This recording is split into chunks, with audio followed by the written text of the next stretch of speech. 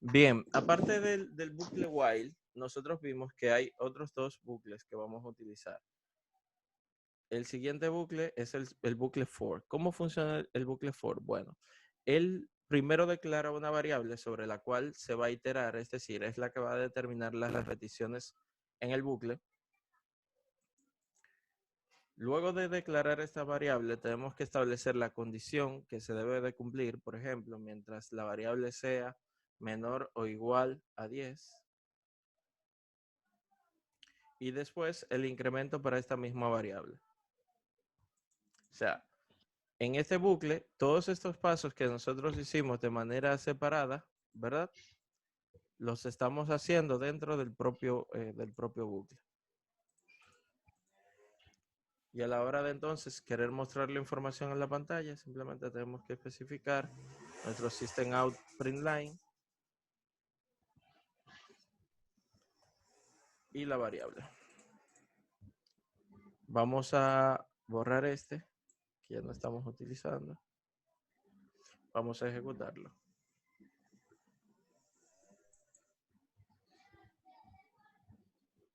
Fíjense que tenemos el mismo resultado, pero esta vez, en lugar de utilizar un bucle while, utilizamos un ciclo for. Fíjense las ¿Y tres partes, perdón. qué tienen de diferentes esos bucles unos del otro? Bien, yo se lo puntualicé en la clase pasada. El bucle while es útil cuando usted vaya a utilizar repeticiones que con certeza usted no sabe el número de veces que se van a repetir. ¿De acuerdo? Por ejemplo, usted va a realizar algo que se va a repetir, pero usted no sabe cuántas veces debe utilizar un bucle while. Y cuando usted sabe con certeza cuántas veces se quiere repetir algo, pues utiliza un ciclo for. Esa es la diferencia básicamente. Entonces, Profesor, por último, ajá. perdón, pero en el tercer indicador, yo declaro la variable primero. Ajá. Luego declaro la condición y el tercero Ajá. es la operación aritmética. No tiene que ser una suma necesariamente, eso puede ser una multiplicación, una división, una resta, lo que yo quiera, ¿verdad? Es el incremento para la variable. Tú puedes colocarlo así, ¿verdad? Si tú quieres, o puedes utilizarlo así. También vimos la clase pasada que puede ser inverso, ¿verdad? Que yo puedo iniciar el valor aquí, un valor alto, y aquí un valor bajo.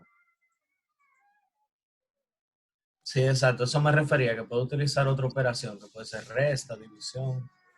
Lo que pasa es que la división y la multiplicación aquí no tendrían sentido, porque lo que esto trata de hacer es aumentar la repetición en base al incremento de la variable. Permítame un momento, por favor.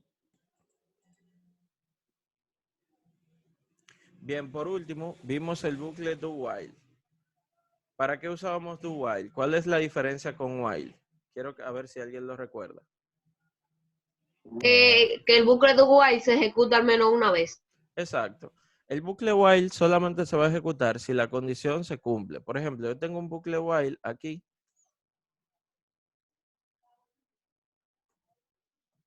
Y le pongo aquí como condición false. ¿Cuántas veces se va a repetir ese bucle? Una. ¿Perdón? Una. ¿Una vez? Ninguna. No, cero. Exacto.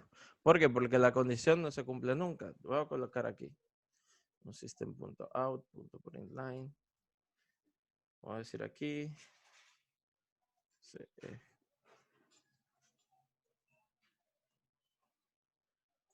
Si le damos a ejecutar a este programa ahora mismo. Bueno, vamos a quitar este comentario de aquí. Si le damos a ejecutar, vemos que no me muestra nada en la pantalla.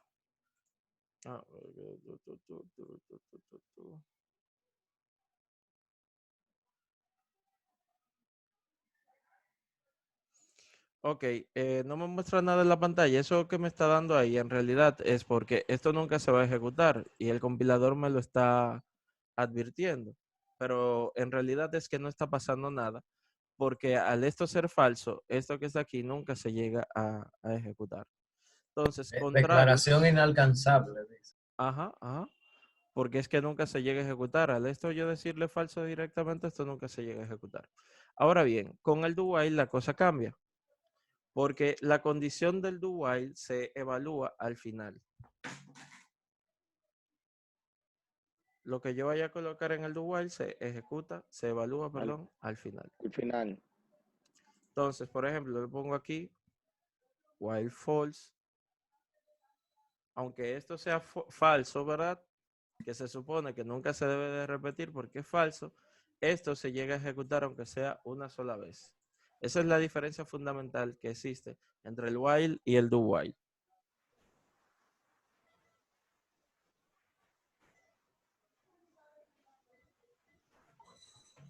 Si tienen alguna duda, eso es todo lo que hemos visto hasta ahora. No, por ahora no, No, profesor. no hay inconvenientes. Bien, vamos a introducir en el día de hoy el concepto de función. Una función es un bloque de código a la cual nosotros le asignamos un identificador, ¿verdad? Para que sea fácil de recordar para nosotros, que puede recibir o no un conjunto de datos y puede devolver o no al final un resultado. Dicho esto, en los lenguajes de programación orientada a objetos, a las funciones se le conoce con otro nombre, se le conoce con el nombre de métodos, ¿de acuerdo? Nosotros hemos estado usando funciones sin haberlo mencionado siquiera. A menos el día de hoy. Una es Spreadline, que Exacto. es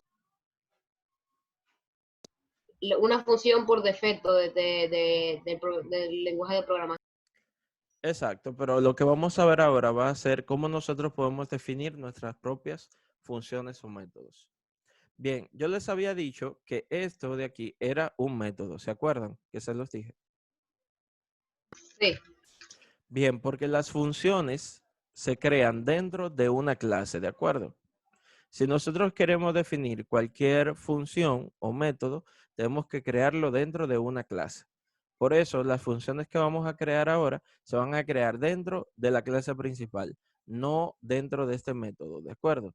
Tiene que ser al mismo nivel de este método que es dentro de la clase. Por ejemplo, yo quiero crear una función que lo único que haga sea mostrar en la pantalla un mensaje que diga hola, ¿de acuerdo? Es lo único que va a hacer. Yo, para hacer esto, voy a especificarlo de la siguiente manera. Voy a utilizar la palabra reservada static, que lo que dice es que esta función que yo voy a crear va a formar parte de la clase en la que estoy trabajando y solamente va a poder ser utilizada a través de esta clase. Luego voy a especificar la palabra reservada void, que lo que dice es que esta función que yo estoy creando al final no me va a devolver ningún valor, ¿de acuerdo? Y le voy a dar un identificador. El identificador de esta función le voy a dar por nombre saludar. Luego de especificar el identificador, tenemos que abrir paréntesis. ¿Para qué son esos paréntesis? Esos paréntesis es para que la persona pueda escribir los datos de entrada que recibe la función.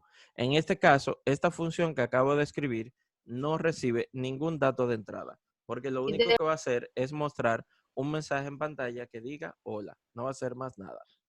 Entonces vengo acá, escribo mi system.out.println y pongo aquí el mensaje que voy a mostrar en pantalla, que es hola. Perfecto.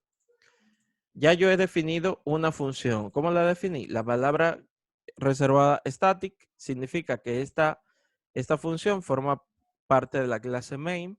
Y Luego, no se la puede palabra salir de reservada esa, no se profesor, puede salir de esa clase. que si dice static, no puede tú luego en otra clase poner saludar, no se va a ejecutar. Exacto. Entonces, la palabra reservada void dice que esta función no va a devolver por el momento ningún valor. Si devolviera un valor, tendríamos que especificar en lugar de la palabra reservada void el tipo de dato que va a retornar la función. Pero este no es el caso ahora mismo.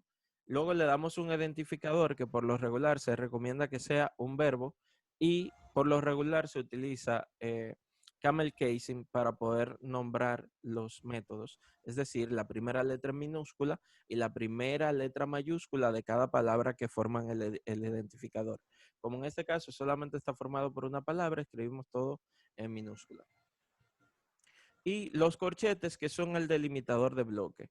Recuerden que una función es un bloque de código al cual le hemos dado un nombre para poderlo reutilizar cuando nosotros querramos. Ahora, ya nosotros hemos definido la función, lo que se conoce también como firma de la función o firma del método, como ustedes lo quieran llamar. En realidad son sinónimos. Y esto lo que dice es qué va a hacer la función. Si yo ejecuto el programa, nos vamos a dar cuenta de que no estamos mostrando nada en la pantalla todavía. ¿Por qué no estamos mostrando nada? A ver, de los que han estado estudiando. Porque una vez después de que firmas la función, tienes que llamar a la función. Exacto, tenemos que llamarla a la función. ¿Y por qué la llamamos? Por su identificador.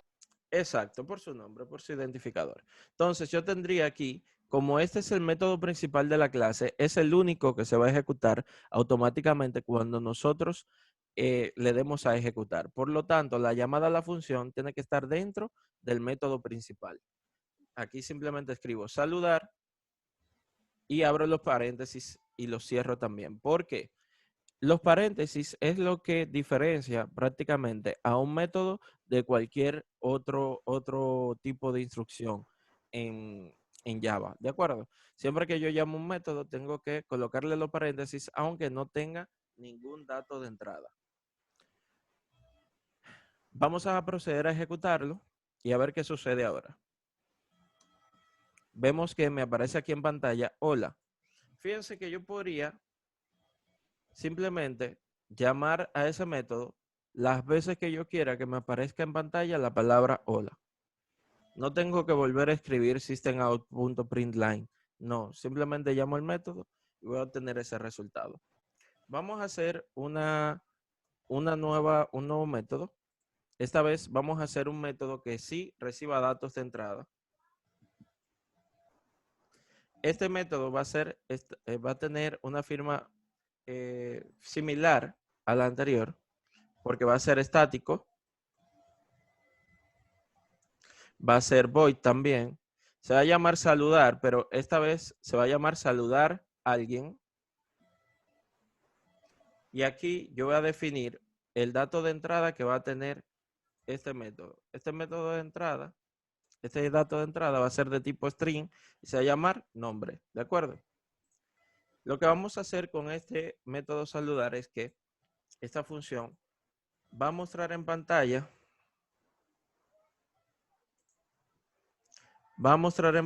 siempre el saludo cuyo nombre nosotros pasemos como argumento a la función.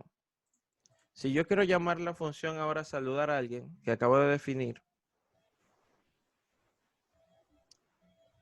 fíjense que si no le paso un nombre aquí, me marca error, significa que ella requiere un dato de entrada para poder funcionar, valga la redundancia. Entonces, le voy a pasar un nombre aquí, por ejemplo, Juan. Cuando ejecutamos la función ahora, vamos a tener dos líneas. La primera corresponde a la función saludar, que muestra el mensaje hola. Y la siguiente muestra el mensaje hola Juan, porque la función saludar a alguien le pasamos como dato de entrada el valor de Juan.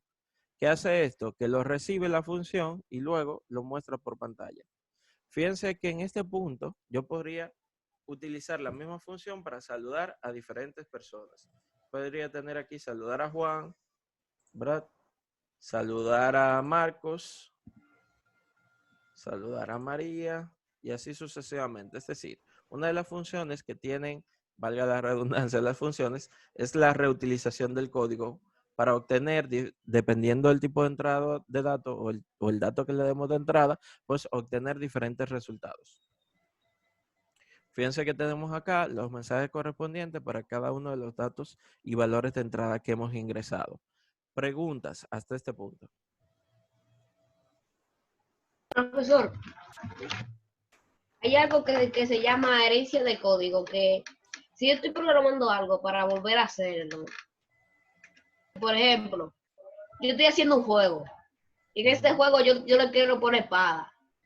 Yo ya creé un código para una espada. Yo voy a usar Ajá, ese mismo código para crear otras espadas, porque ajá, yo no voy a hacer el mismo código. Y sí. solamente tengo que modificar cada dato de la espada. Sí, eso lo vamos a ver más adelante, Giordano. Eso ya cuando veamos yo les voy a dejar un video que se llama Introducción a la Programación Orientada a Objetos, que tienen que ver antes de ver estos conceptos ya directamente en código, ¿de acuerdo? Es una parte teórica, dura como 40 minutos el video, todos lo tienen que ver. Yo se lo voy a dejar, terminando esta sesión, se lo voy a dejar para que en esta hora que falta de 4 a 5, ¿verdad? Pues puedan ver ese video. Pero quiero saber ahora mismo si tienen preguntas sobre las funciones que hemos definido hasta ahora o sobre el proceso de definir una función. No, hasta ahora ninguna, en verdad.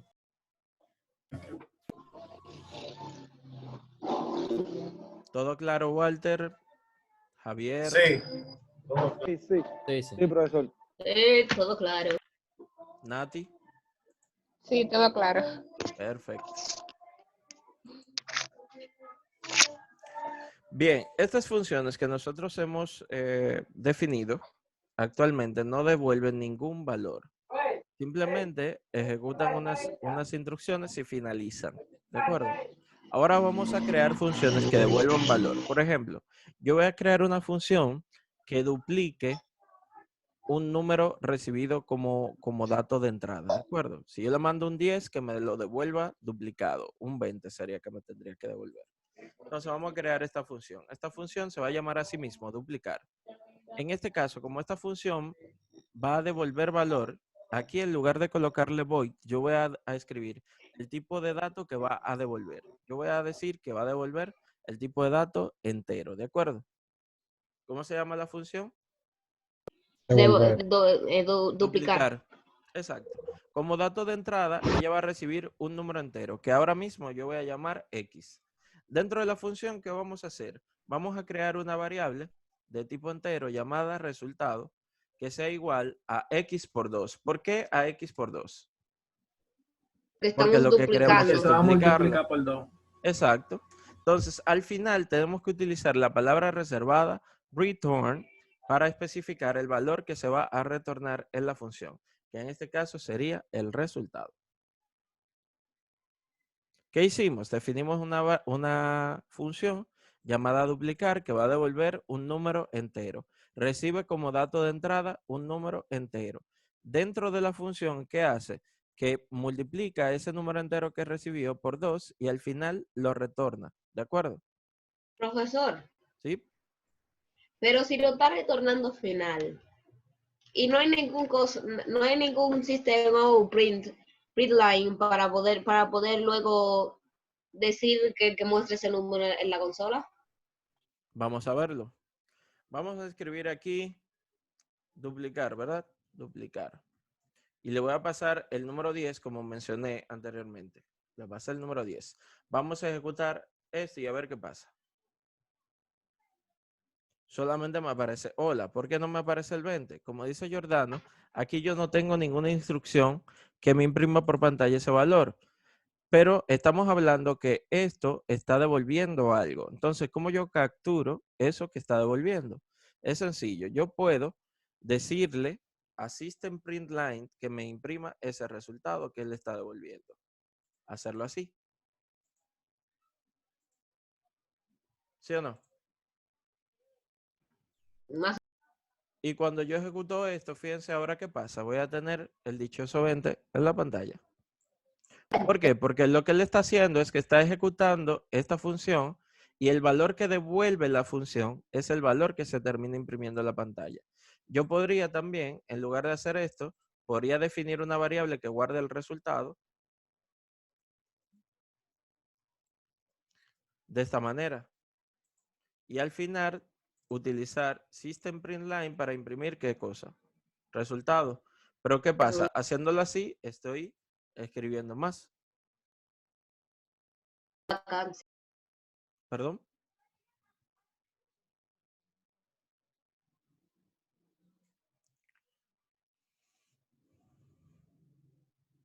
Bien, yo podría crear funciones que reciban más de un parámetro de entrada. Por ejemplo, vamos a crear una función que reciba 2 números de entrada y al final devuelva la suma de ellos. Vamos a escribir que esto sea también int, se va a llamar sumar, y en lugar de recibir un solo argumento, vamos a recibir 2 argumentos. El primero se va a llamar x, y el segundo se va a llamar y. Al final, yo podría hacer como hicimos aquí arriba, ¿verdad? Int result igual x más y, pero yo podría simplemente resumirlo de la siguiente manera y escribir menos, ¿sí o no? Sí. Me estoy saltando esta línea de código simplemente colocando que devuelva directamente la suma de esos 2 números que va a recibir como valores de entrada. Entonces, fíjense ahora, en lugar de duplicar, yo voy a usar sumar para sumar 10 más 15, por ejemplo. Cuando imprimimos esto en pantalla, ahora fíjense que lo que tenemos es un 25. Entonces, ¿cuántos argumentos yo puedo colocarle a mi función? Los argumentos que yo requiera. Preguntas. Ninguno hasta ahora. Vamos a hacer una función que se llama login, que lo que haga es que devuelva verdadero o falso si el login es correcto o no. ¿De acuerdo? Esta función se va a llamar, va a devolver un booleano, se va a llamar login y va a recibir 2 valores. Un string que corresponde a qué? A el nombre Al del usuario. usuario. Ajá. Y otro string que corresponde a la contraseña. La contra Entonces, lo que vamos a hacer aquí es que yo voy a definir que devuelva verdadero cuando el usuario sea igual a admin y la contraseña. está bueno la bachata. Sí, los micrófonos, por favor. 1, 2, 3, 4. En ese caso, la función va a retornar ¿qué? ¿Qué les retornaría la función en este caso? Login. No, retornaría true si la condición se cumple. Si no Verdadero. se cumple, Falso. vamos a Falso. probar nuestra función. Yo le voy a llamar aquí que inicie sesión con la variable login y le voy a pasar un usuario. Le voy a poner aquí Ramón, ¿verdad? Y aquí le voy a mandar la clave. Julián. Perfecto. Vamos a poner ahí.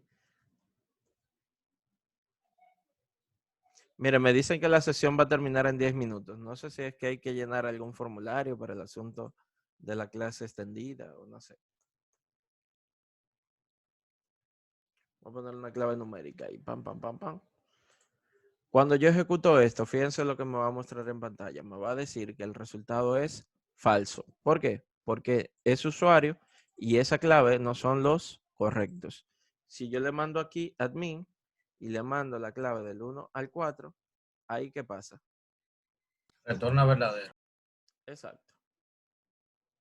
Entonces, básicamente, ahora lo que yo voy a hacer es que le voy a dejar una práctica y les voy a dejar el video de la introducción a la programación orientada a objetos, que es lo siguiente que vamos a ver, para que hagan su práctica de las funciones y vean la parte teórica de la programación orientada a objetos. El video dura como 40 minutos, que es lo que resta para que sean las 5 de la tarde. Háganlo ahora para que así ya para la próxima clase nadie tenga excusa de que no lo vio. Si tienen alguna pregunta o duda. No, ninguna en verdad. No, todo bien. Por ahora no, ¿Qué video? profesor. Bueno, yo ahora mismo le voy a subir estos videos que grabamos en la tarde de hoy, los dos, el resumen de la clase anterior y la parte de las funciones o métodos para que puedan hacer su práctica. y el link del video de introducción a la programación orientada a objetos. Si no hay preguntas, entonces, chicos, nos vemos en la próxima clase. Bien. Está bien, gracias, profesor. A la próxima. Ok. Para servirles. Gracias. Siempre.